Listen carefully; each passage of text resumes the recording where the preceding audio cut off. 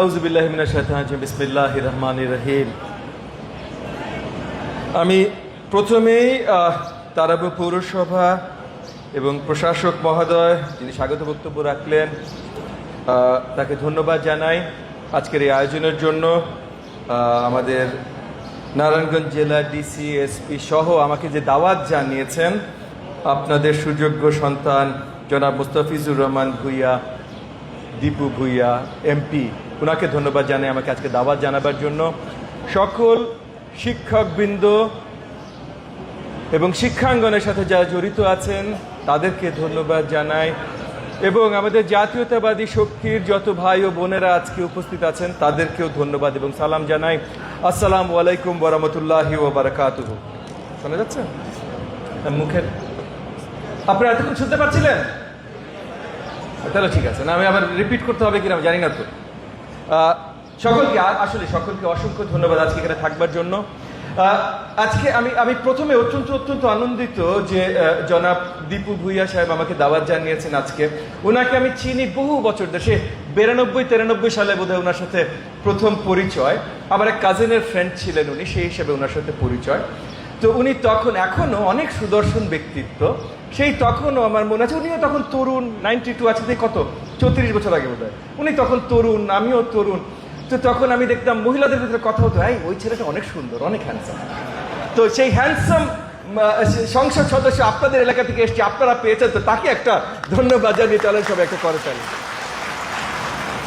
এবং 92-93 সালে দীপু ভূঁইয়া অনেক হ্যান্ডসাম ছিলেন, তরুণ ছিলেন, সম্ভাবনাময় তরুণ ছিলেন, কিন্তু আজকে উনি পরিণত হয়েছেন আপনাদের জনপ্রতিনিধি হিসেবে। এবং উনাকে আমাদের সকলের নেতা মাননীয় প্রধানমন্ত্রী জনাব তারেক রহমান চুজ করেছেন, বাছাই করেছেন, কারণ উনি আসলেই এলাকার জন্য, জাতির জন্য, ভবিষ্যতের জন্য বড় অবদান রাখবার মতো অবস্থায় আছেন, মন মানসিকতা রাখেন এবং সেটা রাখেন বলেই শিক্ষা নিয়ে সে এত চিন্তা করেন। আজকে এখানেও এত আগ্রহের সাথে আমাকেও দাওয়াত জানিয়েছেন, হয়তো আরও ব্যবস্থাপনায় সহযোগিতা করেছেন। সো আমি তাকে স্পেশালি ধন্যবাদ জানাই। আজকে এখানে যারা উপস্থিত আছেন, আমার প্রাইমারি স্কুলের হেডমাস্টার কতজন আছে দেখে? প্রাইমারি, মাশাআল্লাহ, থ্যাংক ইউ, আপনাদেরকে অসংখ্য ধন্যবাদ। আপনারা হলো আমার ডিরেক্ট কনস্টিটিউয়েন্সি, কারণ প্রাইমারি এবং গণশিক্ষার দায়িত্বে আমি আছি। আমার মাধ্যমিক উচ্চ মাধ্যমিকের কারা আছেন এখানে? মাধ্যমিক উচ্চ মাধ্যমিক কারা আছেন? ঠিক আছে, থ্যাংক ইউ, আপনাদেরকে অসংখ্য ধন্যবাদ, কারণ কাজ তো সবকিছু আমরা একসাথেই করব। আজকে এখানে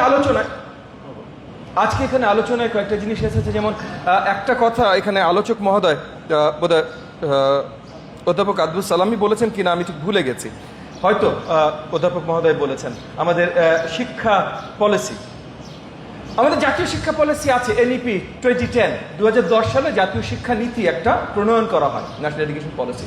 বেশ ভালো, ওটা অনেক সুন্দর, ওখানে কিছু রাজনৈতিক কথাবার্তাও আছে, বাট তাছাড়া এডুকেশন পলিসি অনেক সুন্দর। কিন্তু 2010 থেকে 2024 আমাদের শিক্ষা কি উন্নতি হয়েছে না অবনতি হয়েছে, এটা কিন্তু বড়ভাবে প্রশ্নবিদ্ধ। আমাকে যদি জিজ্ঞেস করেন আমি বলবো উন্নতি হয় নাই ভাই।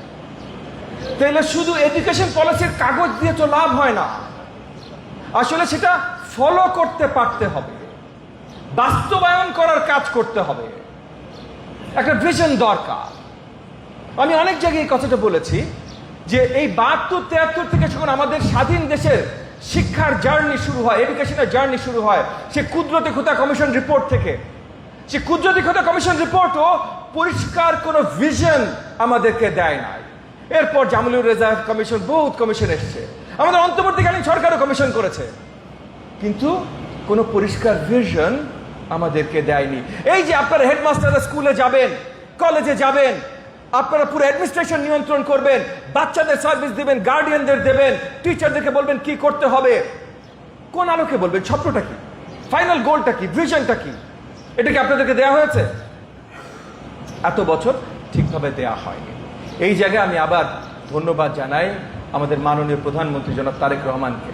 উনি পরিষ্কার ভিশন দিয়েছেন আমাদের মাধ্যমিক উচ্চ শিক্ষার জন্য, পরিষ্কার ভিশন, স্কিল, ক্যারিয়ার। উনি পরিষ্কার বলেছেন যে আমরা যখন একটা শিক্ষার্থীকে ক্লাসরুমে নিয়ে এসে বসাবো, তাকে এসএসসি মানে 10 বছর, এইচএসসি মানে 12 বছর, বা আন্ডার গ্রাজুয়েট 16 বছর, যে তাকে আমি বিদ্যা তাকে দেব, তাকে এখানে লেসেন্স দেব, এটার মাধ্যমে সে কি পাবে এটা পরিষ্কার হতে হবে। 10 বছরের শিক্ষা নিলে তার এই ক্যারিয়ার পাথটা পরিষ্কার থাকতে হবে। 12 বছরের শিক্ষা নিলে ওই ক্যারিয়ার পাথটা পরিষ্কার থাকতে হবে। আজকে আমাদের দেশে এইচএসসি পাশ করে যত ভালো জিপিএ পাক, বিশ্ববিদ্যালয়ের পরীক্ষায় উত্তীর্ণ হয় না, পাশ করে না। তাই বিশ্ববিদ্যালয়গুলো আর কোনো উপায় না দেখে পরীক্ষা বন্ধ করে লটারি শুরু করতে হয়েছে। এটা হলো আমাদের শিক্ষার অবস্থা। আজকে ভারতের সবচেয়ে বেশি বৈদেশিক মুদ্রা তারা অর্জন করে বাংলাদেশে লেবার সার্ভিস দিয়ে, লোক পাঠিয়ে চাকরি করার জন্য। কারণ আমাদের দেশে গার্মেন্টস ফ্যাক্টরি থেকে শুরু করে বড় বড় যে জায়গাগুলো আছে, সেখানে আমাদের দেশের স্কিলড ম্যান পাওয়ার নাই ওই চাকরিগুলো নেওয়ার জন্য। ভারতের 4th হাইয়েস্ট এক্সপেক্ট ইনকাম আসে বাংলাদেশ থেকে। আমাদের সন্তানদের আমরা চাকরি দিতে পারি না কেন? কারণ আমরা এডুকেশন সিস্টেম তৈরি করেছি, কিন্তু কোনো ভিশন তৈরি করি নাই। এই এডুকেশন সিস্টেম আমাদেরকে কোথায় নিয়ে যাবে? তো জনাব তারেক রহমান আমাদেরকে ভিশন দিয়েছে, স্কিলস, ক্যারিয়ার। ক্যারিয়ার পাথ যদি না দিতে পারো, তাইলে তোমার এডুকেশন সিস্টেম ব্যর্থ। আজকে তাহলে আমরা দায়িত্ববদ্ধ, আমাদের দায়িত্ব আছে এই ক্যারিয়ার পাথগুলো তৈরি করে দেবার জন্য। এই ক্যারিয়ার পাথগুলো যদি তৈরি করতে হয়, আমরা প্রাথমিকে আসি। তাহলে প্রাথমিকে বেসিক পাঠদান আমাদের করতে পারতে হবে, প্রাথমিকের ভিশন থাকতে হবে। প্রাথমিক তার গোল ক্যারিয়ার হতে পারে না। প্রাথমিক ক্যারিয়ার হতে পারে, প্রাথমিক আমরা কাদের জন্য দিই? 5 থেকে 10 বছর বয়সে বাচ্চাদের জন্য। আবার কিন্ডার গার্ডেনও মোটামুটি আমরা প্রাথমিকে নাও ধরি, এটাও প্রি প্রাইমারি, এটাও আমাদের কনস্টিটিউয়েন্সি। তাহলে এদেরকে আমাদের ওই জায়গায় নিয়ে যেতে হবে যেখানে তারা আসলে শিক্ষা লাভ করবার জন্য প্রস্তুত। আমাদের টার্গেট খুব অল্প, কারেন্ট টার্গেট খুবই অল্প। 65% যেন বাংলা বুঝতে পারে, পড়তে পারে, বলতে পারে। 55% যেন বেসিক গণিত জানে, বুঝতে পারে, করতে পারে। আমরা সেই টার্গেটগুলো মিট করতে পারছি না। কেন পারছি না?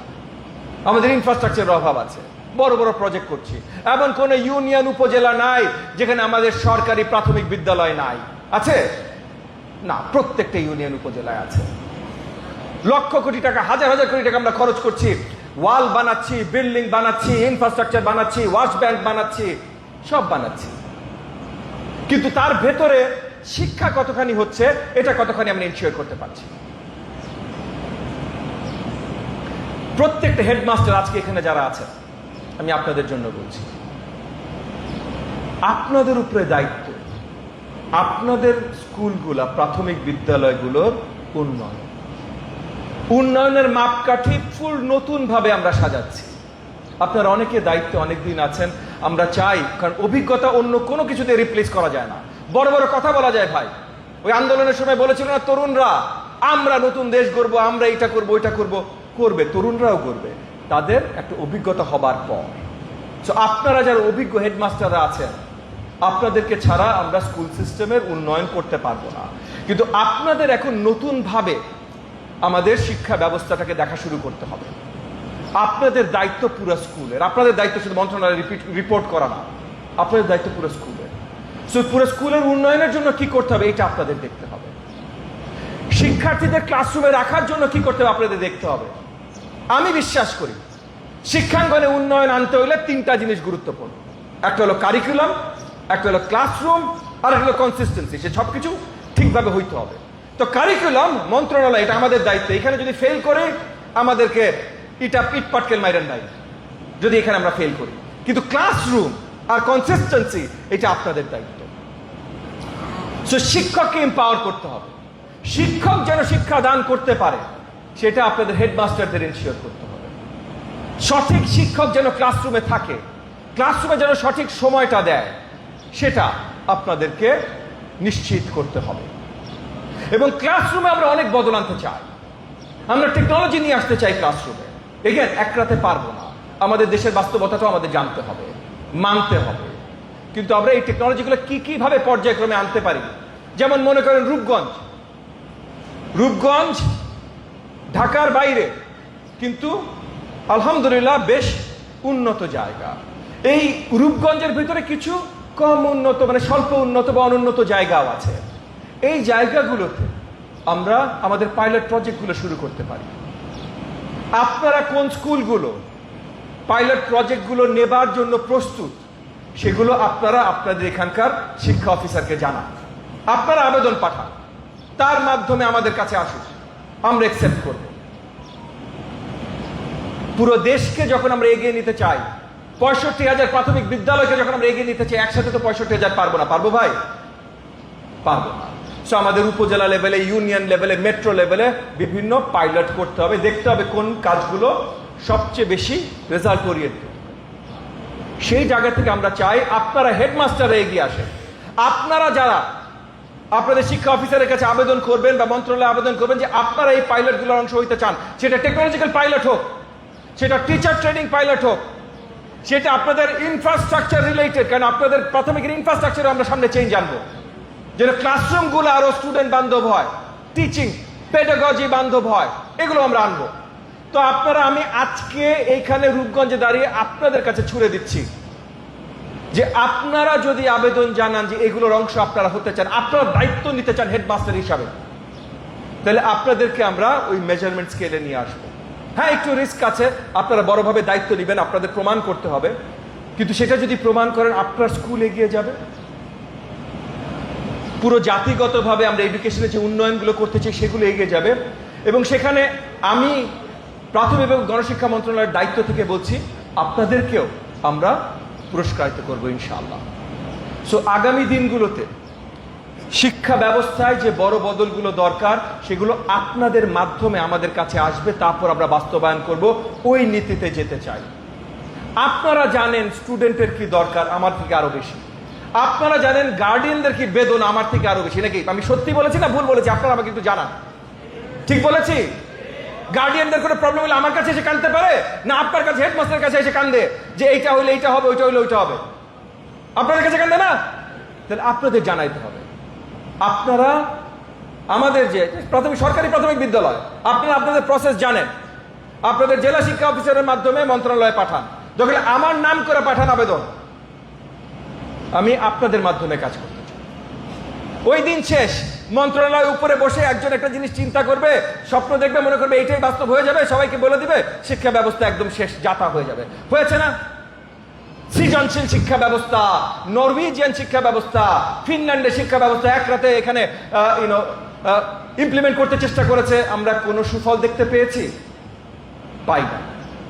তো আমরা দেখতে চাই আপনারা যারা একদম গ্রাউন্ড লেভেলে, মানে একদম শিক্ষার্থীদের সাথে, শিক্ষকদের সাথে, স্ট্রাকচারের সাথে, গার্ডিয়ানদের সাথে ডিরেক্টলি যারা আপনারা ডিল করছেন, যাদের নেতৃত্বে আসলে স্কুলগুলো বড় হবে, তারা আসলে নেতৃত্বর দায় ভার নেন। সরকারি কর্মচারী না। হ্যাঁ, হইতে পারেন ভাই সরকারি কর্মচারী, বেতন সরকার দেয়, বেতন তো আমাকেও সরকার দেয় ভাই, বেতন তো সেই হিসেবে আমাদের দীপু ভূঁইয়া সাহেবকেও সরকার দেয়, কিন্তু সরকারি কর্মচারী না। একজন জাতীয় লেভেলে, মানে দেশ জাতির জন্য নিবেদিত প্রাণ হয়ে আপনি আপনার স্কুলের নেতৃত্ব দেন। সেই নেতৃত্ব দায়ভার যখন আপনি নেবেন, সেটার দায়িত্ব যখন আপনি সঠিকভাবে নেবেন, সেটার জন্য আমাদের কাছে চাইবেন, তখন আমরা শিক্ষা ব্যবস্থাটাকে এগিয়ে নিয়ে যাব। আমি আজকে আর আমার বক্তব্য দীর্ঘায়িত করব না। আমি জানি আপনাদের এরপর ট্রেনিং সেমিনার আছে, আগামী দিনগুলোতে আপনাদের এই ট্রেনিং সেমিনারের বটটা এগুলো আমি আরো ভালোভাবে দেখতে চাইব। তবে আমার এই কথাটা আমি আশা রাখবো আপনারা সবাই সঠিকভাবে নজরে দেবেন যে আপনাদের মাধ্যমে আমরা শিক্ষা ব্যবস্থার উন্নয়ন করতে চাই। এখন আমাদের শিক্ষা ব্যবস্থার মূল ভিশন, টার্গেট হলো ক্যারিয়ার স্কিলস। তো ওই জায়গায় আমরা কিভাবে নিয়ে যেতে পারি, আমার মাধ্যমিক উচ্চ মাধ্যমিকের যে ভাই বোনেরা এখানে আছেন তারা সেই চিন্তা করে দখলে, আজকেও আমি এখানে এরপরও কিছুক্ষণ আছি, হয়তো মধ্যাহ্নভোজের ব্যবস্থা আছেন। আজকে এখানে জেলা প্রশাসক মহোদয় থেকে শুরু করে আমাদের মাননীয় এমপি মহোদয়, ওনারা সবাই অনেক বড় মনের মানুষ, আমাদের সবার জন্য মধ্যাহ্নভোজের ব্যবস্থা করেছেন, আলহামদুলিল্লাহ। তো মধ্যাহ্নভোজের ব্যবস্থা যেহেতু আছে, আমি আরো কিছুক্ষণ এখানে আছি। ইন্ডিভিজুয়ালি কেউ যদি আমার সাথে কথা বলতে চান, কথা বলতে পারেন। জেলা শিক্ষা অফিসার এখানে উপস্থিত আছেন, ওনাকে নিয়ে কথা হবে। তবে আপনারা নেতৃত্বর জায়গায় এগিয়ে আসেন, দায়িত্ব নেন, ইনশাআল্লাহ একসাথে আমরা সকলে মিলে বাংলাদেশের শিক্ষা ব্যবস্থা বদলে দেব, মাননীয় প্রধানমন্ত্রী জনাব তারেক রহমানের স্বপ্ন বাস্তবায়ন করব এবং সত্যিকারের সোনার বাংলাদেশ করব। আপনাদের সকলকে অসংখ্য ধন্যবাদ। আসসালামু আলাইকুম ওয়া রাহমাতুল্লাহি ওয়া বারাকাতুহু।